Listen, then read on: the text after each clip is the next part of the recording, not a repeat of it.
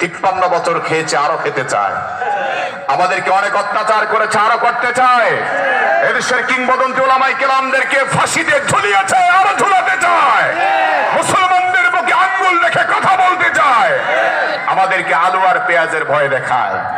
এখন ওদের আলু আর পেঁয়াজ পচন ধরেছে, বাংলাদেশের মানুষ ঠিকই আলু আর পেঁয়াজ পাচ্ছে। কথা বলুন ঠিক কিনা? আমার মুসলমান যুবক বন্ধুরা, আমরা বাঙালি জাতি, বাংলাদেশের মুসলমান, বাংলাদেশের মানুষ, হিন্দু বৌদ্ধ খ্রিস্টান মুসলিম যারাই আছি, আমরা কোন বাতিলের সামনে, বেঈমানের সামনে, আমরা কোন জালেমের সামনে, তাগুতের সামনে মাথা নত করার জাতি হতে পারি না। 1948 সালে রক্ত দিয়েছে, জীবন দিয়েছে, মাথা নত করি নাই। 1952 ভাষা আন্দোলনে রক্ত দিয়েছে, জীবন দিয়েছে, মাথা নত করে নাই। 1971 সালে রক্ত দিয়েছে, জীবন দিয়েছে, মাথা নত করে নাই। 2024 জুলাই বিপ্লবে রক্ত দিয়েছে, জীবন দিয়েছে, মাথা নত করে নাই।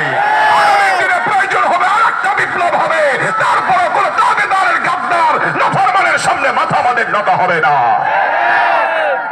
আমাদের মাথা একজনের সামনে নত হবে, তিনি কে? আসতে বলবেন না, জোরে বলেন তিনি কে? সেই আল্লাহকে আমরা বিশ্বাস করি কি করি না?